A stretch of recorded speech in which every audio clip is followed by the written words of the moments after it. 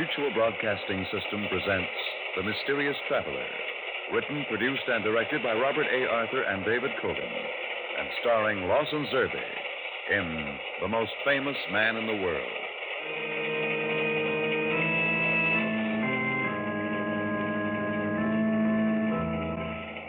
This is the Mysterious Traveler inviting you to join me on another journey into the realm of the strange and the terrifying.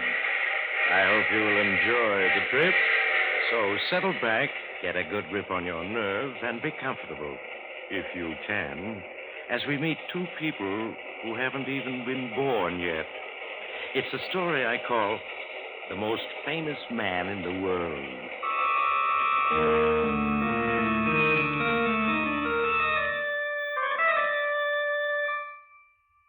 Who is the most famous man in the world? You don't know him yet, but you will, if things happen as predicted. His name is Frank Richards, and he has a very odd story. You may find it a little hard to believe at first, but so many things are hard to believe these days, aren't they? So please, keep an open mind while Frank gives you all the facts. And here he is. I wouldn't be telling you this if Mabel hadn't asked me to. Just before she went to the hospital, she said, "Frank, you tell people exactly what's happened. Even if they don't believe you, you'll have done your duty." And I said, "All right, I would. So I'm going to tell you about the Deans." They rented our front room, John and Susie Dean.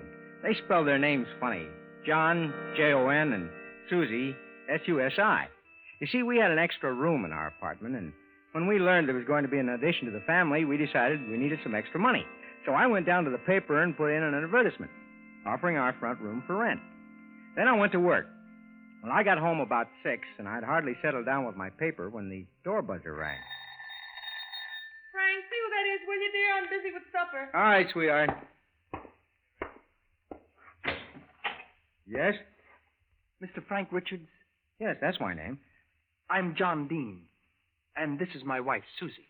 Oh, pleased to meet you. How do you do, Mr. Richards? We have come desirous of renting the room which you posted in today's newsprint. You mean the room I advertised in the paper? Of course, the room you advertised in the paper. It has not been allotted yet, has it? Well, you mean rented? Yes. Well, no. As a matter of fact, the paper the ad is in isn't even out yet. You mean not printed yet? That's right. It's the morning paper. Doesn't come out until about 9 p.m., and it's only 6:15 now. Oh, but you are wrong. It is out. We have a copy of it. Here, Mr. Richards, you see? The City Gazette for Wednesday, June 6th, 1951, old style. 1951, old style. I mean Anno Domini. And here is your posting. I mean your advertisement. Charming front room for rent, newly furnished, kitchen privileges. May I look at that paper? Of course. It's my ad, that's right. But this is the final edition of the paper. It shouldn't be out now. It's not supposed to be printed until about 4 o'clock tomorrow morning. John, we have made a mistake. Well, what is it, Has Frank? someone come to see our front room, sweetheart? Mr. and Mrs. Dean, my wife. How do you do? How do you do? Well, Frank, you mustn't keep him standing in that dark hallway. Won't you come in, see the room? Thank you. We will. It is very kind of you. Room is right this way, and... Oh. Yes? Oh, nothing. If you'll come this way. Of course. Come on, John, dear. Well, I knew what it was that had startled Mabel. The way the Deans were dressed. I hadn't been able to see clearly in the dark hall, but once they were inside, I saw that Mrs. Dean was wearing a tight little hat and a fur neck piece and a short-skirted dress, vintage of 1929, while Mr. Dean had on an old-fashioned frock coat, a boiled shirt, and a stand-up collar, high-button shoes, striped formal trousers, and was carrying a silk top hat.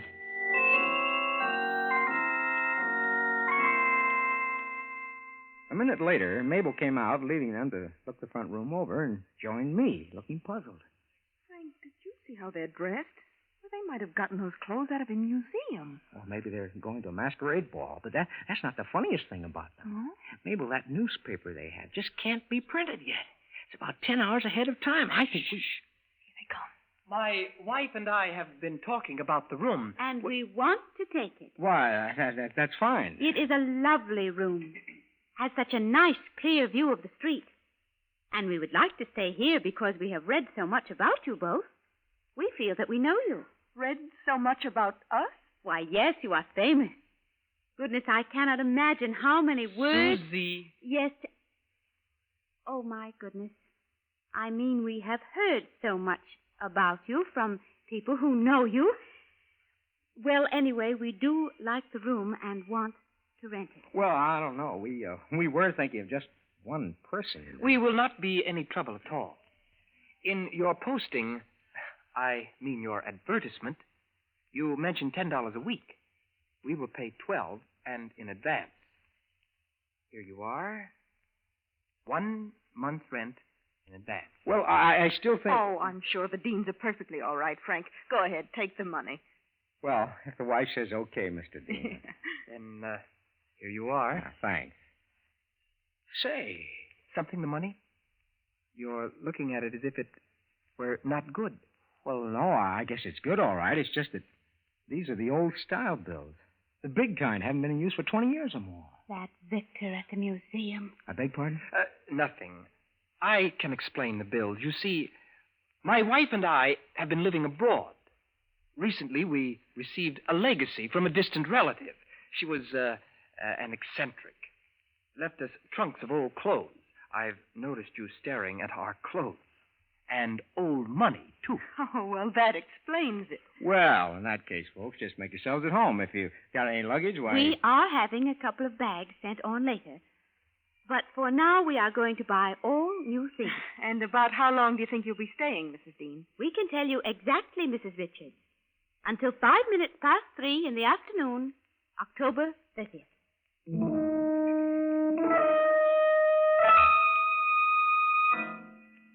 You see what I mean about the Deans being odd? Well, I've explained to you in all this detail so you'll know just how the whole thing started. Well, the next day, the Deans went shopping and came back with a brand new, up-to-date wardrobe. And a couple of days later, 2 small trunks of some funny new plastic arrived, but I never saw them open the trunk. They read a lot, mostly newspapers and history books, and stayed in their room a good deal. But they were awfully nice people, very bright and gay. Well, we took to playing bridge evenings and talking. Well, that's game and rubber.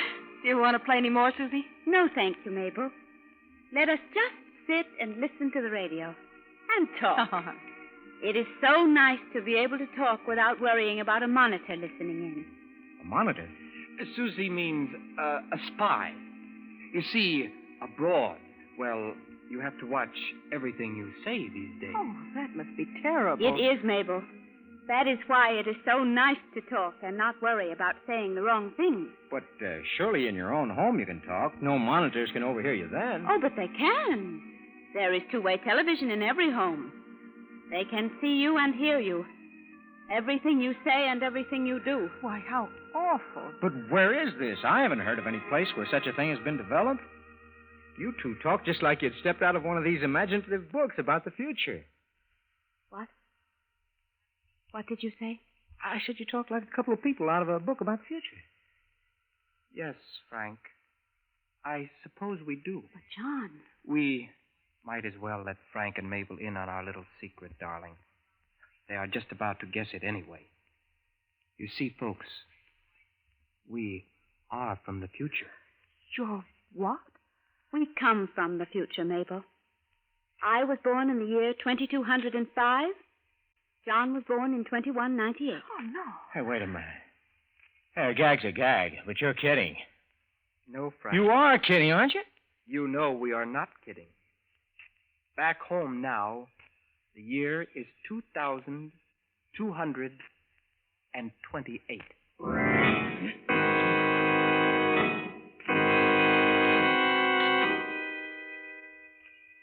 So there you have it. 2 people from the year 2228 have rented our front room. People who wouldn't even be born for over 200 years. 2 people from the future.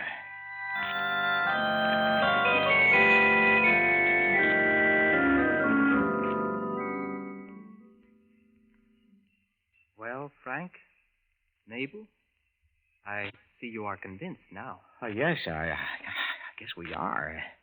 It's the only answer that explains everything. Especially that newspaper you had when you first came here, printed 10 hours ahead of time. It came from the files of the Historical Museum, Frank. So did our clothes and our money. Our researchers were a few years out of date. You see, we do not know too much about the everyday details of the past back in 2228. But goodness, I should think you could find out every detail about us in your library. Surely the old books and newspapers... Unfortunately, we don't have many old books and newspapers. Why the devil not? For one thing, the war. The war? Oh, you need not look scared. It will not happen in your lifetime. Not the one I am speaking about. But when it does come, well, there will not be many books or newspapers left. That sounds as if there won't be many people left either. Now we must not talk about the war. In fact, it may never happen if we are successful. If you're successful. Oh, look, you've told us this much. Now I think you've got to tell us a little more. How did you get here from 2228? We came through a time gap, a distortion in the time field. I cannot explain it. It was developed at the Science Institute, and except for a few trial trips, we are the first people ever to use it. All right. Well, that brings up my other question. Why? Well, why did you come? And especially here? Why were you so anxious to rent our front room that you showed up even before my advertisement was printed? Frank, we are photographers, and we have come here into the past to make a newsreel of a political parade. A parade? Yes, it will take place on October 30th. It will be in honor of a candidate for the Senate, a certain Farrington Farnsworth. Farnsworth? Oh, yes, we've heard some of his speeches on the radio, Frank. Oh, sure, I remember. He's a real red-hot down with everybody but us kind of politician. In 1964, he was elected president. I mean, he will be elected president. Him? President? Yes, Frank. And in 1972, this country will become a dictatorship. Goodness, it is hard to remember the difference between past and future when you are traveling in time. A dictatorship? This country? Oh, you're joking. No. We are very much in earnest, Mabel. Farrington Farnsworth will become our first dictator. His son will become Farrington Farnsworth the second, dictator of the Western Hemisphere. At this moment, back in 2228, Farrington Farnsworth the eighth is dictator of the world.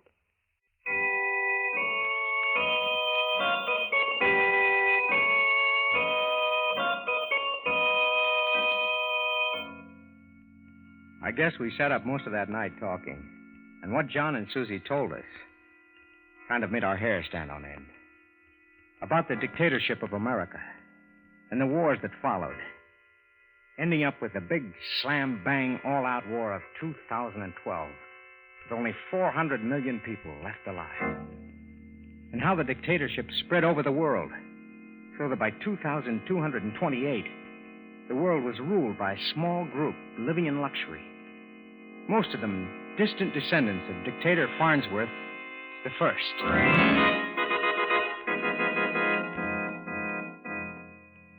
Well, there was more. But I guess that's enough to give you the rough idea. The glorious future, not the way John and Susie Dean told it to us. It made me and Mabel mighty glad we were alive now and not then. So John explained they had come back to the past to get a special newsreel of Dictator Farnsworth in his first big public appearance. Now, that's all they would say, so we let it go at that. We didn't tell anybody about them. Who would have believed us? But now that we knew the truth, we weren't puzzled by John and Susie anymore.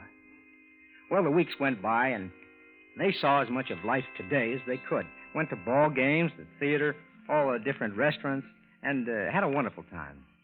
Sometimes they just sat home with us, and we listened to the radio. Oh, this is so much fun. So much fun. I wish it did not have to come to an end. Yes, we have stayed about as long as we can. Tomorrow is the big parade, you know. Oh, yes, the parade for Farrington Farnsworth. We will do our job, and then we will go back into our time. And we'll just go on with the old routine, I suppose, as if we'd never seen you. Well, not exactly the old routine, Frank. No, life will be considerably different for you in the days to come, Frank. You and Mabel. You said something like that the very first day you were here. You said you'd read a lot about us. But where? In the newspapers, Mabel. While John and I were studying up on this time period. In the newspapers? Me and Mabel? To put it bluntly, old man, you are both going to be famous. Oh, you're joking. Why should we be famous? Oh, you don't mean the book I'm writing to make a little extra money so that when the baby gets here... No, not your book, though it will be published. Well, at least that's nice to know. Well, go on, John. Tell us some more about what lies ahead of us. Look, I need to make some more money. Can't you give me a tip on the stock market? After all, you did read the newspapers. Back there in the future, you said you read all the newspapers for 100 years. So you must know whether stocks are going up or down. Well, yes, we do. But we cannot tell you. Really, we cannot. And besides, you will not need any such information. But why not? Because you are going to be famous, both of you. For a little while, Frank is going to be the most famous man in the world. It is true, Frank. Really, it is. I do wish you wouldn't be so mysterious. Can't you give us even a little hint as to why he'll be famous? I could give you half a dozen reasons, but I will not. But when it happens, and you remember that we predicted it, then you will know that all this really took place, even though later it will seem just like a strange dream. Well, then I suppose we'll just have to wait and see, huh? I am afraid so, Frank. And now I think we should all go to bed. Tomorrow is going to be a big day for all of us.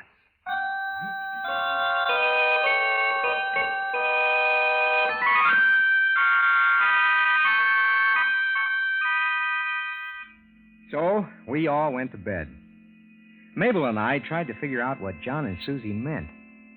How could two average people like us become famous? Didn't add up. So we finally decided they were just kidding us and went to sleep. Well, the next day, we didn't get to talk much. John and Susie were busy. Long before the parade came past, they got a funny-looking camera out of their suitcases and started setting it up in the front room, looking out on Main Street. Well, when they finished, we could hear the bands playing in the distance as the parade in honor of Farrington Farnsworth came down our street. Well, here he comes, Susie. Your great, many times great-grandfather will be coming past any minute. Yes, I know. I suppose I will be the first person in history to see his great-grandfather 8 times removed. Nervous? I am a little. What will happen? I do not know. But we will have to be prepared. I am prepared. Hey, what are you two talking about? Is a parade in sight, huh? It is just down the street. Where is Mabel? Oh, she's lying down. Doesn't feel like watching. I'll turn on the radio. We'll get a commentary from the car right behind Farnsworth's. I think I can see his car now. Yes, I am sure of it. Well, folks, here we are, halfway to City Auditorium. And so far, at least 500,000 people have greeted Mr. Farrington Farnsworth from the crowded sidewalks. This is really a triumphal day for him. All public opinion polls predict he'll be swept into the Senate by a landslide. And he was, too. Went on to become dictator. Now his descendants keep the world in slavery. As far ahead as the eye can see, dense mobs line the streets. Victory is in the air, victory for Farnsworth and his foreign policy. Now we're going to let you listen to the band for a moment.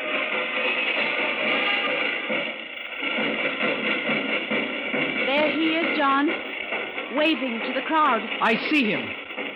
I have the camera focused. Yes, turn it on. Yes, John. Yes?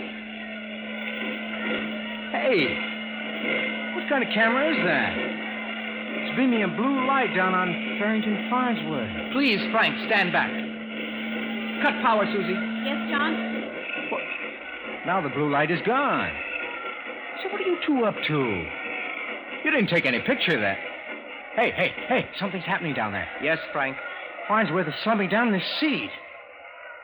Something's happened. Mr. Farnsworth has just collapsed. The parade has stopped. The crowd seems stunned. Like he may have fainted. His physician is hurrying to his side. They're trying to rouse him. I'll let you know as soon as I can find out just what's wrong. Good Lord. John, did that blue light have anything to do with Farnsworth's collapse just now? Yes, Frank. It caused his collapse. Now, close the window, Susie. Yes, John. Now the radio. Cut it off. We will not need it. Well, John, what... Sorry, Frank. Hey, look here. What's going on? What are you two up to? We have just killed Farrington Farnsworth. You just kissed? Yes. Now, we haven't much time. Susie, better pack fast. Of course. We will talk while we pack, Frank. Farnsworth has had a heart attack. In a minute, he will be dead. That blue light caused the heart attack. It is a weapon very popular in 2228. The secret police use it a lot. Good Lord. It's a favorite weapon of Farrington Farnsworth VIII. It helps him keep the slaves quiet. Then you lied to me. Yes, we lied to you. We came back to your time in order to assassinate the first Farrington Farnsworth, before he could ever become powerful. We came back to prevent the future from happening. We came back to remove one man, to keep the world free. I don't get it. Think about it, and you will. We are leaders of an underground dedicated to freeing the world of 2228. Our scientists perfected a time machine. We cannot fight the Farnsworth dictatorship in our own time, so we came back to eliminate it in advance. Well, then the future, all those things you told me, will never happen. We hope not. It is what we are trying to prevent. But Susie, you said you were a direct descendant of Farrington Farnsworth. Now, if he dies without any children, where will that leave you? I am afraid it will not leave me any place, Frank. I just will not ever have existed, that is all. And, John, darling. Yes, Susie. Hold me close. I feel so strange and far away. I think Farnsworth must be dying. I will hold you, Susie. Oh, Susie. Susie, if it could only have been different. John, John. Susie. She's gone. She vanished. She just went out. Like a light going out. Yes. Like a light going out. Susie has never been born, Frank. Never existed. Farnsworth is dead. Dead. I understand, but to vanish like It that... had to be. It is the price of freedom for the world. The whole future is different. I will go back to a world I may not even know. Now stand back, Frank. I am signaling for them to turn on the time transmitter and pull me back to 2228. Back in my own time, they hear that. They will be activating the apparatus. I'll be gone in a moment, Frank. But what'll I tell people? Do not tell them anything. They may lock you up in a sanitarium if you do. Remember, the doctors will say Farnsworth died of a heart attack. There will be no proof he has been murdered. Now, goodbye, Frank. You're getting all misty, transparent. I can see through you. John! Goodbye, Frank. Goodbye. Be happy with Mabel. Remember, I predicted you would be famous. Forget about us forget about us. He's gone. And the trunks. Everything they brought with them is gone. Everything is just gone.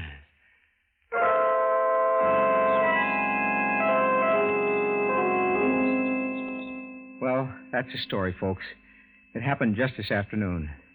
John and Susie Dean from the year 2228 assassinated a man who would have become dictator. And I can't prove it. In fact, I wouldn't even have told you this, but Mabel, she felt we had to tell. Just before she went to the hospital, she made me a promise. The shock of what happened, well, it hurried things up, and we sent for the doctor right away after John vanished. We hurried her off. I'm waiting now for word that everything's all right, and I decided I'd tell you the story while I waited. You see, here's... Oh, excuse me. The telephone. It may be the hospital. Hello? Hello? Yeah, speaking. What's that? A boy? Oh, that's fine. How's my wife? Good. Tell her I'll be right over. What? You said it was a boy. Yeah, but I don't understand. Oh. Oh, no. Oh, no, it can't be. They said everything's all right. And it's a boy, but not just one boy. 6 boys. What, Oh, so that's what John meant. That's what he meant when he said he could give me half a dozen reasons why we were going to be famous.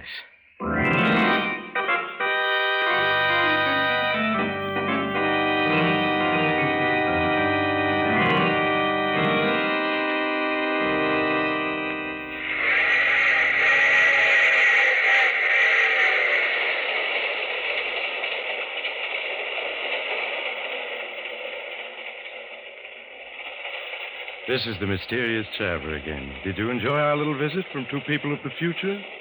Oh, there are some questions you'd like to ask me? Well, I'd be glad to answer them just as soon as the program is over. We only have a minute left, you know. Oh, you have to get off here. I'm sorry. But I'm sure we'll meet again. I take this same train every week at this same time.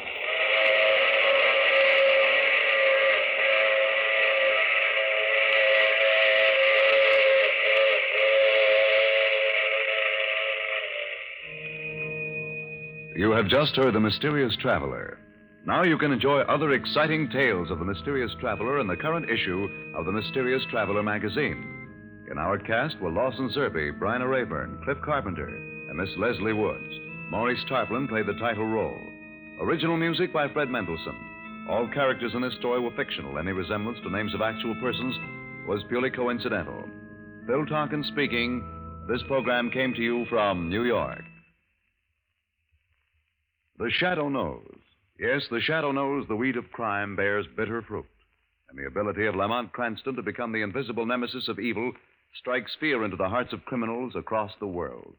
The Shadow's fight against the enemies of society is brought to you in eerie tales of suspense every Sunday. For adventure into the realm of the unknown, where an oriental secret transforms a man about town into an unseen presence, listen when Mutual presents The Shadow every Sunday over most of these same stations. This is the Mutual Broadcasting System.